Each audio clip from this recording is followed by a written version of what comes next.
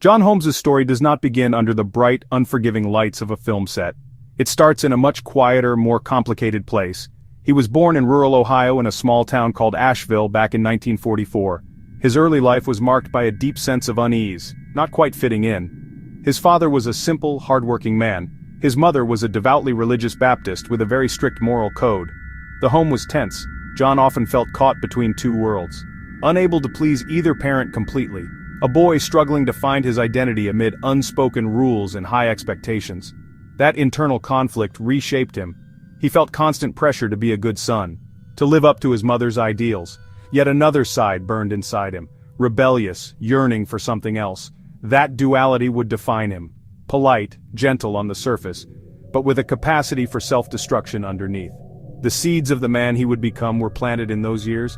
His mother's pressure was immense. She saw sin everywhere and projected her fears. Teenage curiosities became moral crimes. He learned to hide parts of himself, to craft a version the world could accept. His true feelings remained buried. His escape was not just from his small town, but from a version of himself he thought he couldn't perfect. Like many young men of his generation looking for a way out, he saw a solution in the armed forces. In 1960, at just 16 years old, he enlisted in the United States Army. He needed his parents' permission to join so young, and surprisingly, they gave it. He was sent to West Germany, a world away from rural Ohio. The structured, regimented life of a soldier provided a temporary reprieve from the chaos of his own mind. For a time, it seemed to work. Life in the army gave him a sense of identity he had been missing. It was a world with clear rules and a defined hierarchy. He knew what was expected of him each day. However, this structure could not contain his restless nature forever. After 3 years of service, he was honorably discharged and returned to the United States. He was still a young man, not yet 20, and the future remained a vast, uncertain landscape.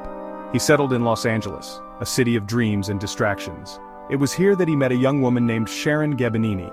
She was a nurse and they quickly fell in love. In 1965, they were married. Their early married life was, by all accounts, quite ordinary. John worked a series of jobs to support them. He drove an ambulance and worked in a warehouse. He tried to build a conventional life, to be the responsible husband his new role demanded. Yet the old insecurities and the need for something more still lingered beneath the surface. The turning point came in a way that no one could have predicted. John Holmes did not just enter the adult film industry, he took it by storm. He adopted the stage name Johnny Wad, a charismatic, indestructible private detective. The Johnny Wad films became phenomenally successful. They were more than simple adult movies. Plots, recurring characters, a pulpy detective novel adventure. Holmes as Wad was the central figure, cool, confident, solving the case. The character was an idealized masculinity. Audiences responded enthusiastically. The role transformed John Holmes into a bona fide star. His fame grew astonishingly fast. In the 1970s, he was arguably the most famous male performer in adult entertainment. He became the king of the industry, wearing the title with pride and unease. Money started pouring in, far more than ambulance pay. He became a symbol of the sexual revolution, representing freedom and a break from strict moral codes. He was featured in magazines and discussed beyond the industry. For the first time, John felt he had succeeded. With fame came notoriety. He began to believe his own hype, blurring John Holmes with Johnny Wad. He made outrageous, exaggerated claims. The persona was a shield for the insecure boy inside. He lived a life larger than life. Being Johnny Wad 24 hours a day was exhausting. The adoration was addictive but hollow. The peak of John Holmes's fame was dizzying, but the descent was terrifyingly fast. The lifestyle of a 1970s adult film star was awash with excess. Drugs were a central part of the scene. For John, what started as recreational use quickly spiraled into a powerful and destructive addiction. Cocaine was his drug of choice. It gave him the confidence and energy to maintain the Johnny Wad persona, to keep the party going long after the cameras stopped rolling. He believed it was a tool he could control, something that helped him perform. In reality, it was a poison that was slowly beginning to dismantle his life, piece by piece. His drug habit became incredibly expensive. Soon, he was spending everything he earned to feed his addiction. The vast sums of money he made from his films disappeared as quickly as they came in. His professionalism on set began to suffer. He would show up late, or not at all. He was often high during filming, his performances becoming erratic and unreliable. Producers who had once eagerly sought him out now saw him as a liability. His physical appearance also began to deteriorate. The charismatic star was replaced by a gaunt and desperate man, his eyes reflecting the deep trouble he was in. His personal life completely unraveled. His marriage to Sharon, already strained, could not survive the chaos of his addiction. John found himself surrounded by a new circle of acquaintances, people from the darker side of the Los Angeles drug scene. He was no longer just a user, he became a dealer and a courier to support his own habit. He was a pawn in a dangerous game, associating with criminals and underworld figures who were a world away from the film sets where he had made his name. By the summer of 1981, John Holmes was no longer a king. He was a desperate addict, deeply enmeshed in the criminal underworld of Los Angeles.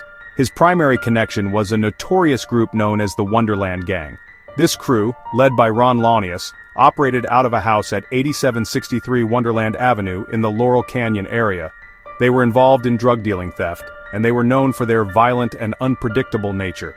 Holmes acted as a go-between for the gang, using his faded celebrity status to gain access to places and people they could not. The Wonderland Gang carried out a brazen home invasion robbery at the house of a powerful nightclub owner and gangster named Eddie Nash. It is widely believed that John Holmes helped plan the robbery. He had visited Nash's home before, ostensibly to buy drugs, and he provided the gang with the layout of the house. He may have even left a door unlocked to grant them easy access. The gang made off with a significant amount of cash, drugs, guns. Eddie Nash was not a man to be crossed. He was enraged by the robbery and quickly figured out who was responsible. He was convinced that Holmes was the key, the one who had betrayed him. Nash and his bodyguard Gregory Dials allegedly kidnapped and brutally beat Holmes, demanding that he reveal the identities of the robbers. Terrified for his life, Holmes gave them the information they wanted. On the night of July 1, 1981, a horrific massacre took place. 4 people inside the Wonderland house were bludgeoned to death with lead pipes and hammers. Whatever his level of involvement, his fingerprints were found at the scene.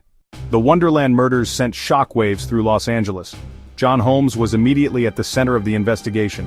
Police found his bloody palm print on a bedpost. That print directly linked him to the bloodbath. He was arrested and charged with 4 counts of murder. The trial began in 1982 and became a media circus. Crowds and cameras swarmed outside the courthouse. The public was fascinated and horrified.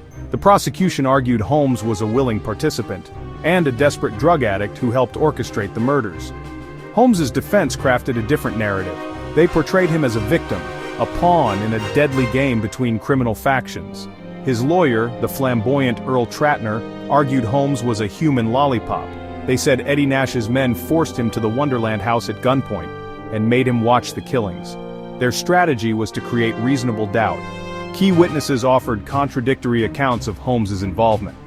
The prosecution's case was strong on circumstance, but lacked a definitive piece of evidence tying Holmes to the violence. In a stunning verdict, the jury acquitted John Holmes of all murder charges. Legally free, but the shadow of Wonderland followed him. Cleared in a court of law, but in the court of public opinion, he remained linked to the slayings. After his acquittal, John Holmes tried to piece his life back together, but the man he once was had been destroyed. His career in the mainstream adult film industry was over. He was still struggling with his crippling drug addiction, and now he was also battling a new and terrifying illness.